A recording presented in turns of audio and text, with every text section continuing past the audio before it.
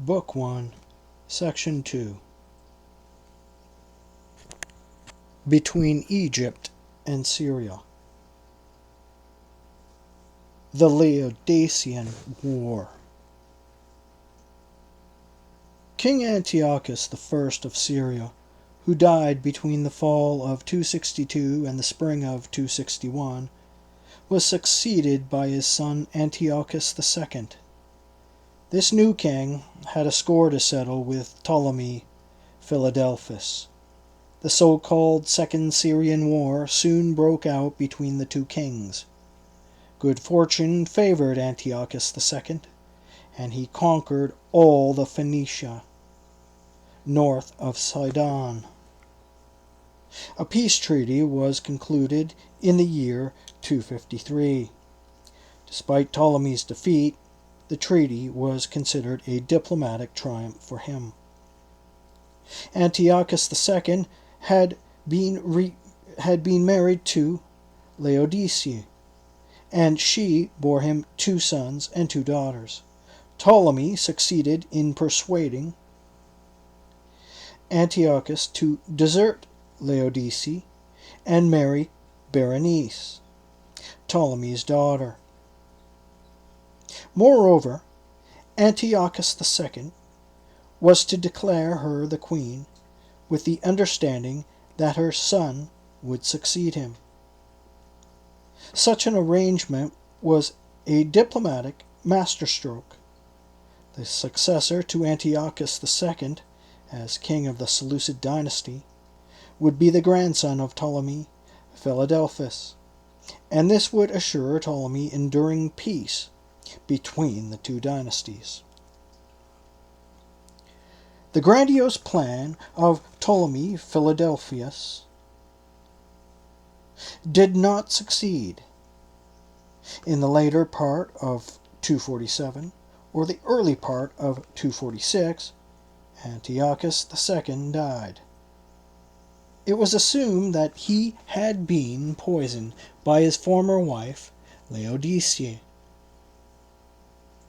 In January 246, Ptolemy Philadelphus died, and he was succeeded by his son Ptolemy III, Euergetes.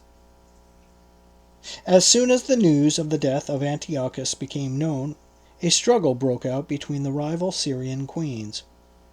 Laodice and her supporters fought for her son Seleucus, whereas Berenice and her followers fought to have the son she bore, Antiochus, succeed his father.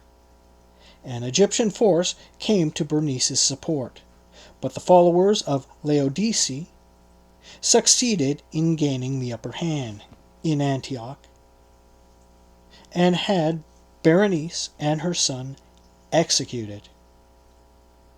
Ptolemy III, who saw that his father's dream of a union between the two houses was not being realized, marched a great army to Antioch to rescue his sister and nephew.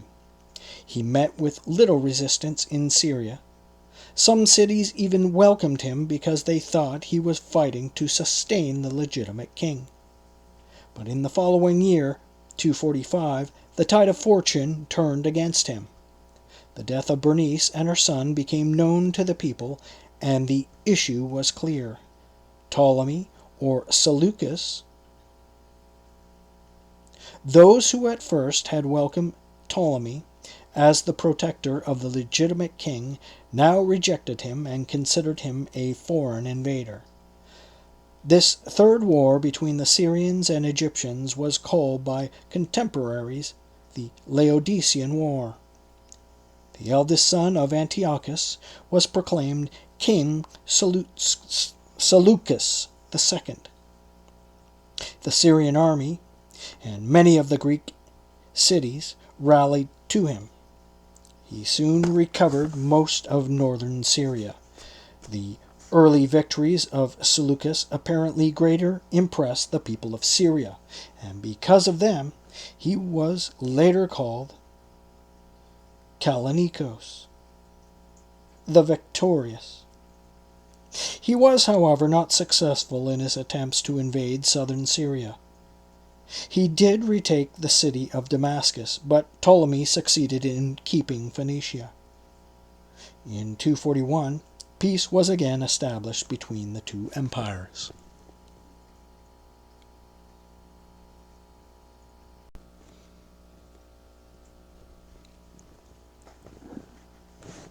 Onias and his nephew Joseph.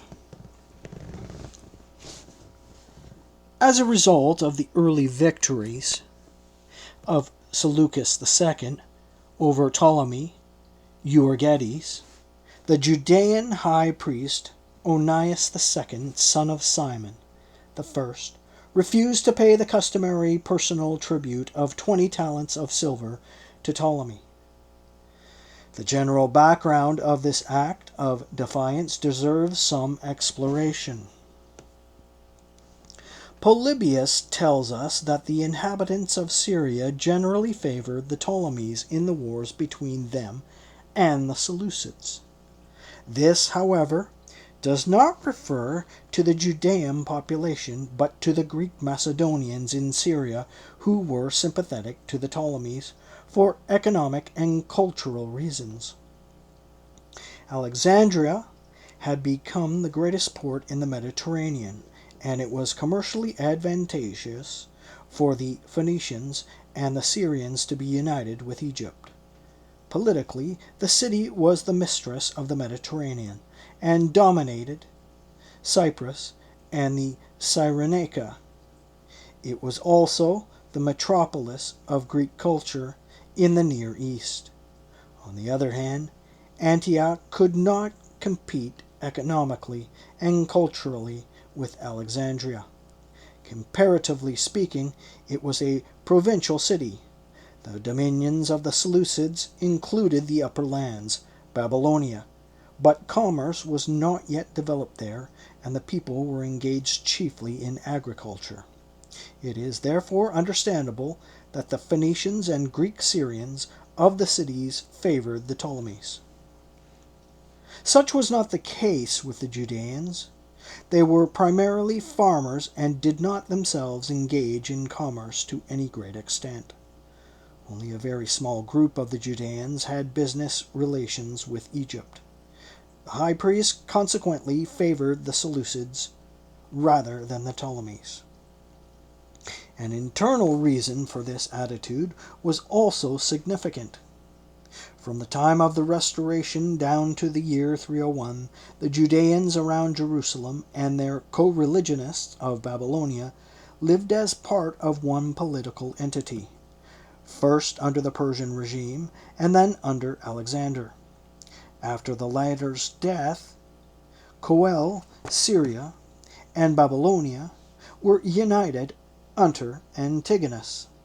The Babylonian Judeans were also religiously closer to the Judeans of Jerusalem than were the Judeans of Egypt. The Judeans of Jerusalem felt a deeper bond to their Babylonian brothers, also because they spoke Aramaic, which was similar to the tongue of the Judeans of Jerusalem. The Judeans of Alexandria, however, spoke Greek, a language foreign to the Jerusalemites. Furthermore, the support of the temple in Jerusalem was largely derived from the Babylonian and Persian Judeans. With Syria united with Egypt, the Judeans of Babylonia and Persia would have had difficulty making their pilgrimages to Jerusalem and sending their contributions to the temple. Thus, administrators of the temple were interested in having the Jewries of Syria and Babylonia united under the Seleucids. This accounts for the fact that in the conflict between Ptolemy II and Seleucus II, the high priest Onias II was in sympathy with the latter. When Onias, the high priest, refused to pay his personal tribute to Ptolemy, the king sent a representative to Jerusalem who threatened to seize the country, parcel out the land, and settle soldiers there. Onias persisted in his refusal, and Josephus attributes this to his main character. The underlying reason, undoubtedly, was more cogent than petulance or defiance, and rested on the political, religious basis noted. At this critical moment, Onias' family ties played a crucial role. Onias had a sister who was married to a certain Tobias. The Zenon papyri record that a person named Tobias held an important position in the time of Ptolemy II, as the governor of a district on the eastern side of the Jordan, in the country of Ammon. It is very likely that this was the same Tobias who was the brother-in-law of Onias. It may also be said, with assurance, that he was not only a Judean, but probably of the high priestly family. Simon, the high priest, would not have given his daughter in marriage to an Ammonite. Indeed, the high priestly families would not even marry an ordinary Israelite. They generally married only within the lineage of the Zadokites. Tobias's progeny were to play an important role in Judean history. They became known in that period under the name of Bnei Tobiah, the sons, descendants of Tobias, and are so designated by Josephus and Jason of Cyrene. Tobias's son, Joseph, the nephew of the high priest, on learning that Ptolemy's representative was about to seize the country, cautioned his uncle and urged another view. He pointed out that because he held leadership, prostates, over the people by virtue of his office as high priest, he was legally obligated to pay the tribute. Joseph declared himself ready to assume the financial burden. Onias, for his part, declared that he would rather surrender the high priesthood, if necessary, than pay his personal tribute. But Joseph, though a nephew of the high priest on the maternal side and a priest himself, could not succeed to the office of the high priest, since the office was hereditary and could go only to the oldest son. Civil leadership, however, could be transmitted without facing the problem of hereditary succession. The decision was made to separate the two functions, and Onias transmitted the civil leadership to his nephew Joseph. Turning over the civil leadership to Joseph was a radical departure.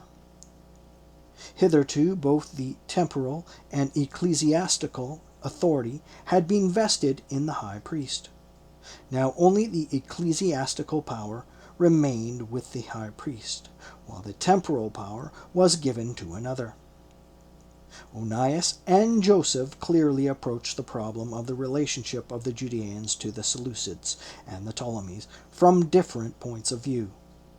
Onias was pro-Seleucid, both because of the needs of the temple and because of the kinship between the Jewries of Babylonia and Jerusalem. Joseph was pro-Ptolemy for purely personal reasons. Joseph, as well as his father Tobias, enjoyed commercial relations with the Ptolemaic court. He believed that the Judeans of Coel Syria would benefit more under the Ptolemies, since they controlled the Mediterranean coast, whereas the Seleucids were masters only by Babylonia. Thus he decided it was more advisable to side with them. Joseph received permission from his uncle Onias to go as his envoy to Ptolemy III, Euergetes. He convoked a ecclesia assembly of the people and prevailed on them to remain loyal to the Ptolemies. This ecclesia assembly apparently approved of his leadership of the people and empowered him to go to Alexandria. Joseph then called on the envoy of King Ptolemy, knowing that this was an indispensable prerequisite in order to pacify the king. He entertained him for several days and presented him with expensive gifts.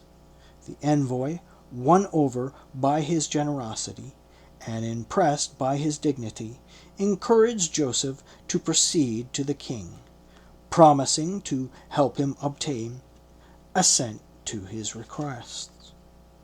After Onias handed over the civil authority to his nephew, the latter automatically became responsible for the collection of taxes. Joseph was young, shrewd, and ambitious. Control over the Judean people alone did not satisfy him. He was determined to obtain the post of chief tax collector of all of Syria. This office was auctioned off in Alexandria, and Josephus gives us a vivid account of the lobbying, graft, and corruption that went on in the Ptolemaic court in connection with the auction. Being familiar with the court through his father's commercial relations as well as his own, Joseph was aware that he could not acquire the coveted post without bribery. He therefore borrowed heavily from friends in Samaria, whose commercial interest enabled them to transcend national differences. With these funds, Joseph lavishly bribed the members of Ptolemy's court and finally obtained the appointment as chief tax collector of Phoenicia and Syria, probably between the years 230 to 227 BC. Tax collection has never been popular, but it has been particularly bitter for subjugated peoples. Authority and force have always been necessary to collect taxes. Therefore, Ptolemy assigned 2,000 soldiers to help Joseph. As a matter of fact, when Joseph came to the city of Ascalon to collect the taxes, he met with resistance. He arrested 20 leaders of the recalcitrants, executed them, confiscated their property, and turned it over to the king. He adopted the same measures when he came to Scythopolis. The king commended him for his bravery, but Joseph's stern treatment created ill will between the Greeks and the Judeans. The Syrians looked upon him as a Judean who had usurped power to oppress them. As chief tax collector, Joseph became one of the richest men in Syria. Jerusalem acquired new importance since it became the seat of the head tax collector. Many of the sub-collectors and principal men of Syria had to travel to Jerusalem on official business, and some took up residence there. Many of the inhabitants now began to speak Greek. Gradually, the life of the Judeans there underwent a significant change. From an obscure small city, Jerusalem became one of the most important cities in Syria. Simultaneously, the economic conditions of the Judeans improved greatly. Josephus's account of Joseph and his sons is replete with romance. Though the narrative is undoubtedly based on actual events, it has some inaccuracies and contradictions. These are due to Josephus's reliance on sources partial to Joseph and his sons. This unconscious misuse of sources is evident throughout his works. The most glaring example to be discussed later is the history of King Herod. Josephus relates the following. Joseph had 7 sons by his first wife. He became infatuated with a courtesan of the court of Ptolemy, whom he intended to marry. His brother, Ptolemaeus, who was then in Alexandria with his daughter, saw that his brother's relationship with the courtesan was fraught with danger. An alliance with her would displease King Ptolemy and would also hurt Joseph's status among the Judeans. Moreover, since a priest was forbidden to marry a courtesan, the offspring of such a union would not be qualified to serve in the temple. To prevent this marriage, Ptolemaeus introduced his daughter in disguise to Joseph and later fraudulently had them married. Eventually, a son was born to the couple. He was named Hyrcanus. Hyrcanus inherited several of Joseph's traits: shrewdness, energy, and unscrupulousness, and Joseph favored him above his other sons. This partiality to the youngest son aroused animosity among Hyrcanus's half-brothers, and they sought means to oust him from favor. Josephus informs us that when a son, the future king Ptolemy V, Epiphanes, was born to King Ptolemy IV Philopator in the year 209, Joseph became of advanced age, could not make the journey to Alexandria to participate in the celebration. He asked that one of his sons go to Alexandria and represent him at the court. The elder sons excused themselves and advised their father to send Hyrcanus in the hope that he, being young, would disgrace himself at court. Hyrcanus gladly accepted this assignment. To appear modest, he asked for only a nominal sum of money, enough to provide for the journey and for gifts to the king and queen. He also asked for a letter to his father's representative. With this letter from his father, however, he obtained large sums of money, which he spent lavishly on himself and for presents for the king, the queen, and the favorites of the court. His reckless waste of money angered his father, though Hyrcanus was following his father's footsteps. Joseph, too, had spent vast sums of money to acquire the position of chief tax collector of Syria. Hyrcanus, however, had spent the money merely to receive favors from the court. When Hyrcanus left Alexandria for Jerusalem, he obtained a letter from King Ptolemy commending him highly. He wanted to show his father and brothers that he had been successful at court and had become a favorite of the king. His brothers, who had hoped he would disgrace himself, were greatly disappointed. As Hyrcanus approached Jerusalem, he was met by his brothers who planned to kill him, apparently with the consent of their father. In the fight which took place between Hyrcanus and his brothers, he succeeded in killing 2 of them. This further angered the father and stirred up the inhabitants of Jerusalem, so that Hyrcanus was not permitted to enter the city. He withdrew to an estate in Transjordan, which apparently belonged to his grandfather Tobias. Ptolemy III, Euergetes, lived 20 years after he made peace with Seleucus II, Callinicos, and he died in 221 BC. By this time, Egypt was no longer a great military power. He was succeeded by his son Ptolemy IV Philopator. A few years earlier, in 226, Seleucus II had died after falling from his horse. He was succeeded by his son Alexander, who became Seleucus III. The new king's reign was short, for he was assassinated in the year 223 and was succeeded by his own son Antiochus III.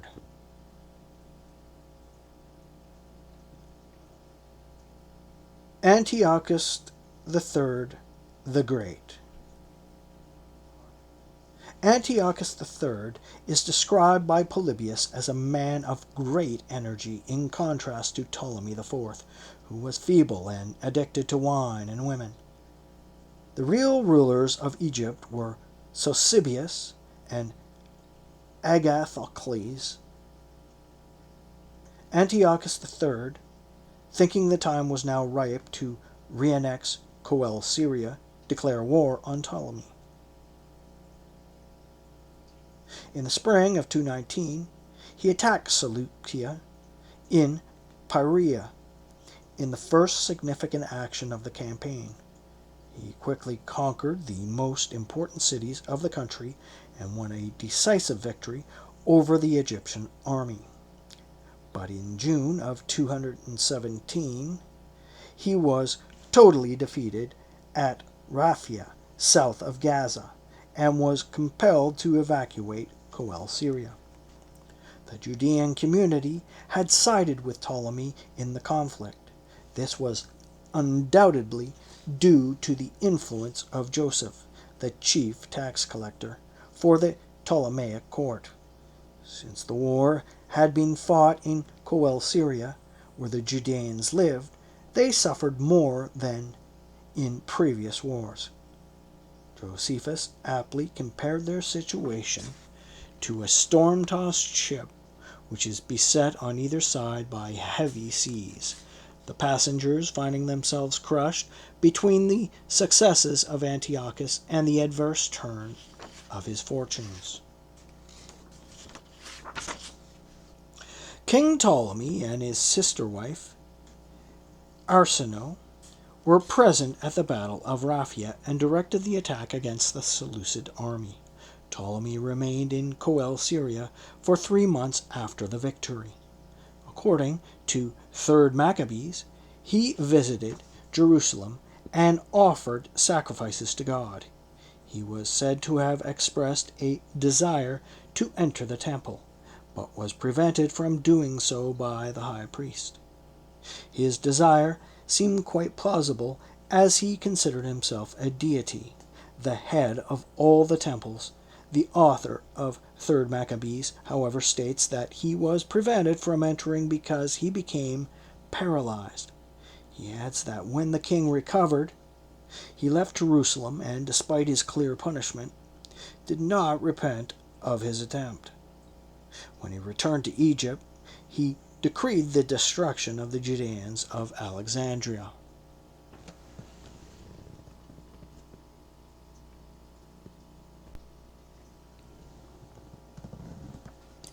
There is more legend than history in this account in 3rd Maccabees.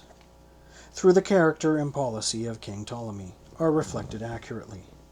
The decrees against the Judeans as set forth in 3rd Maccabees seems consistent with his character and are altogether plausible.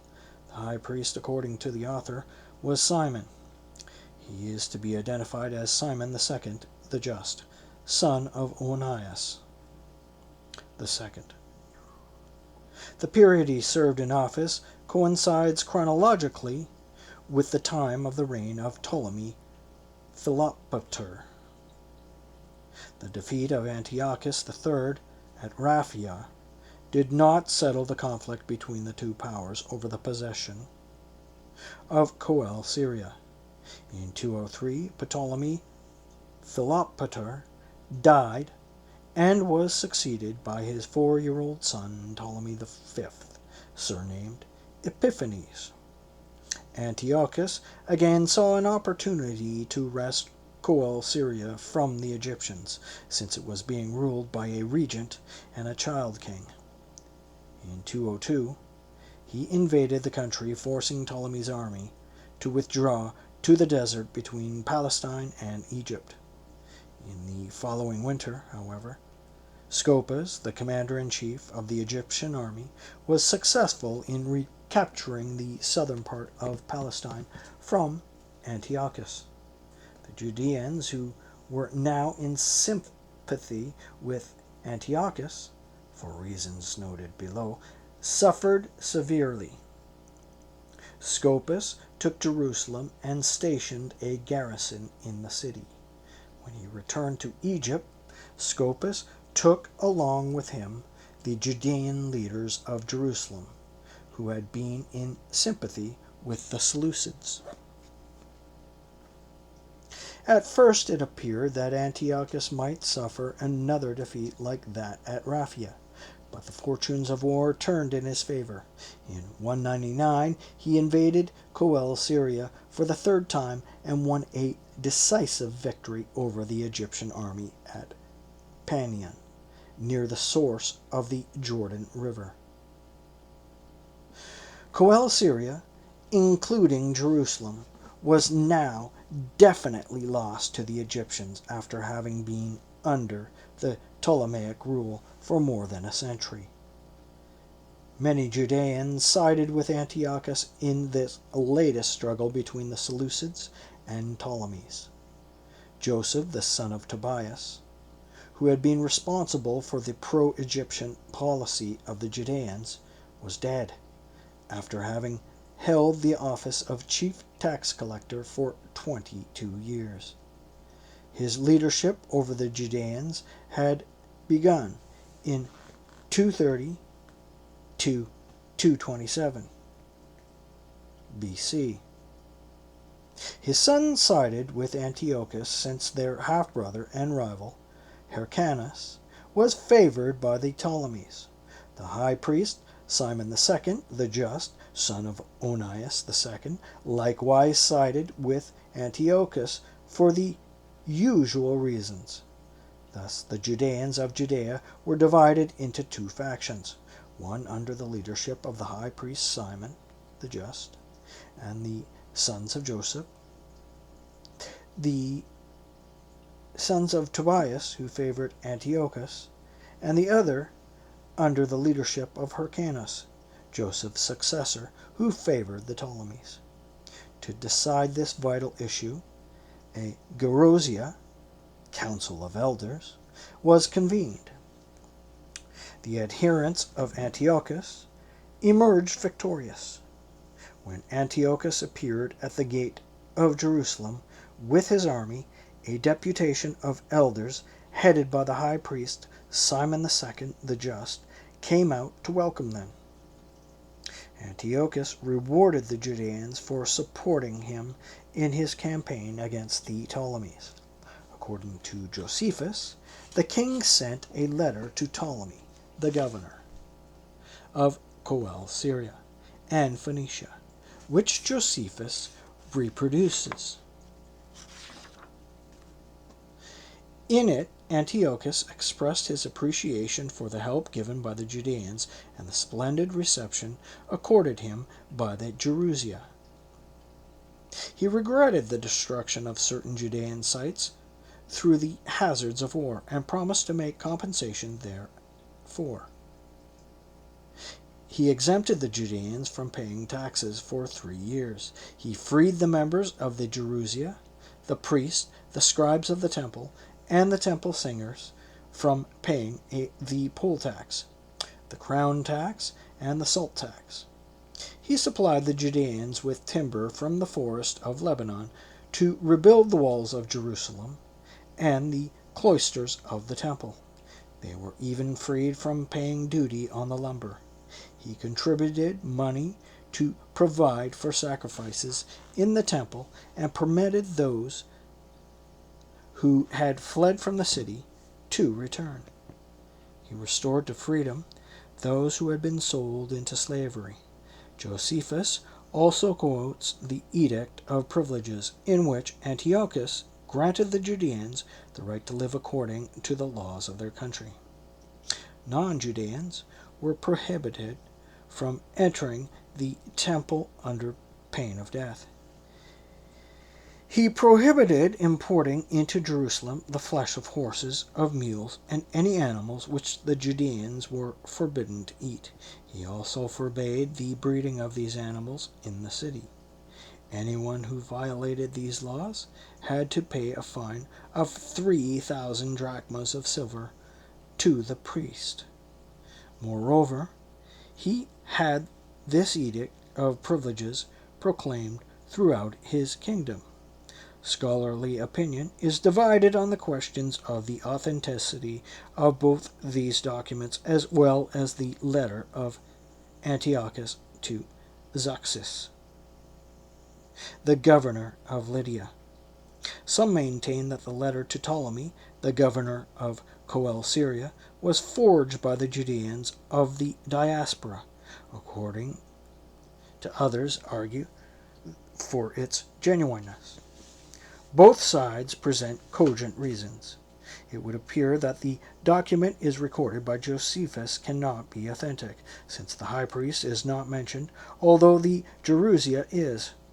It is well known that the high priest was the head of the Judean community, and that Simon II the Just was the head of the party which favored Antiochus. Why then was he not mentioned? On the other hand, there is no doubt that Antiochus favored the Judeans and rewarded them for supporting him in his war against the Ptolemies. Thus it seems more logical to assume that he did issue an edict of privileges. But this document was later altered in their own favor by the Judeans of the Seleucid Empire in order to show that the Seleucids had favored them.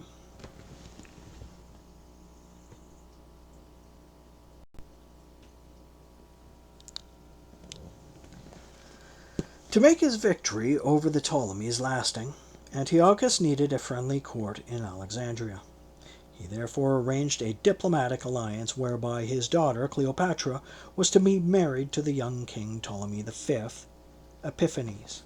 This marriage arranged was announced in 196 BC, but was not consummated until 193. The young king met his bride at Raphia, the scene of the great defeat suffered by Antiochus 20 years before. The reversal of roles is ironic in the extreme. It had not been long since Ptolemy II, the forefather of Ptolemy V, had persuaded Antiochus II to marry his daughter Berenice, only to have the plan miscarry through death, murder, and war. Now, for the same reasons, Antiochus III gave his daughter Cleopatra to the young Ptolemy V, trusting that the next king of Egypt, his grandson, would be partial to the Seleucid family. He also gave the revenues of Coel Syria, Samaria, Judea, and Phoenicia as a dowry to his son-in-law Ptolemy V, but he retained part of this revenue to meet the expenses of the Seleucid administration in Coel Syria. Thenceforth, the name Cleopatra superseded such names as Arsinoe and Berenice as the designation of the Egyptian queens. Once again, diplomacy by marriage failed to settle the status of Coel Syria. The Ptolemies contended that the country belonged to them, especially since it had been given to Ptolemy as a dowry, while the Seleucids insisted that only the revenue had been pledged, but that the country itself belonged to them. Both empires coveted Coel Syria and laid claim to it. As long as Cleopatra, the daughter of Antiochus III, lived, her influence in the court of Alexandria was great, and there was a harmonious and peaceful coexistence between the two empires. The sources did not indicate whether the sons of Joseph continued to be the chief tax collectors of Coel Syria, for the Seleucids, as their father had been for the Ptolemies. It is safe to conjecture, however, that the taxes of Judea were collected by the sons of Joseph and not by Simon II, the high priest. The division between the civil and ecclesiastical authority, which had occurred in the time of the high priest Onias II, clearly remained in force. Antiochus III met a crushing defeat in the year 189 in his war with the Romans. The peace treaty between them was very humiliating to him. In addition to the heavy indemnity he had to pay to the Romans, he had to turn over to them his ships and his elephants. To make certain that he would obey the terms of the peace treaty, he had to send his son Antiochus to Rome as a hostage. Antiochus III was killed in the year 187 by fierce tribesmen in Elymais, where he had gone to seize the treasury of silver and gold. He left two sons, Antiochus, who was in Rome as a hostage, and Seleucus, who was in Syria as a joint king. When tidings of the death of the king reached Antioch, the elder son was requested to return and ascend the throne as Seleucus the fourth Philopator. From that moment on, the Seleucid kingdom ceased to be the great empire it had before the war with Rome. The heavy indemnity which the Seleucids had to pay was a great burden and exhausted its treasury. In part because of this lack of funds, Seleucus IV's reign marked a lull in warfare with Egypt and saw instead a period of peace. Ptolemy Epiphanes died in the year 181. The elder of his two sons, though he was only 5 or 6, succeeded him as Ptolemy the sixth Philopator. The queen mother, Cleopatra, became the regent of the state. With the death of Ptolemy V, the Ptolemy of the Alexandrian court took a hostile turn toward the house of Seleucus. Though, as long as Cleopatra lived and was queen regent, there were no overt acts against the Seleucids. In Judea, the conflict between the factions who were for the Ptolemies or for the Seleucids became more intense. The roots of the conflict were not only social and economic, but also ideological and religious. Onias III, the high priest, reversed his father's policy and sided with the Ptolemies. One of his main motives was to counteract the influence of the sons of Joseph, particularly Simon and his brother Onias Menelaus.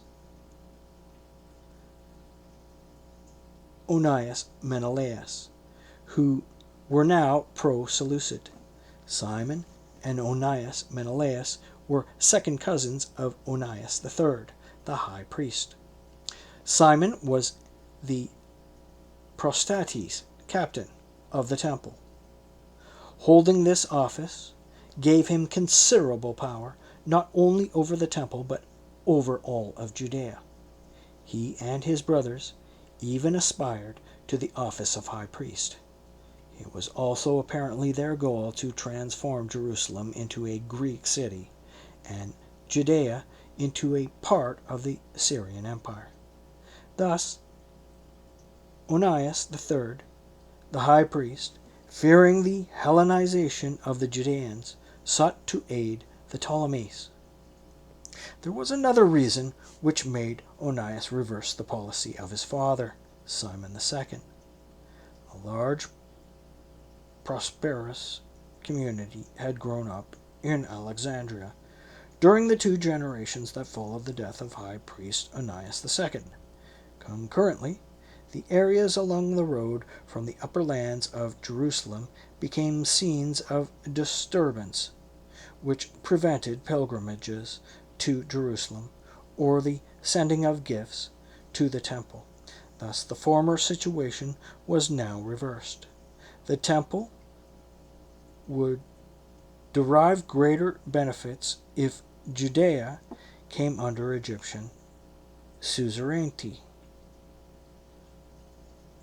It is probable that the passage in Ben Sirah, "May his mercy be established with Simon, and may he rise up for him the covenant of Phinehas," may one never be cut off from him. And as to his seed, may it be as the days of heaven, refers to the high priest Onias III, the son of Simon II, the just, at the time when the sons of Joseph, Simon and Menelaus, were plotting to usurp his office.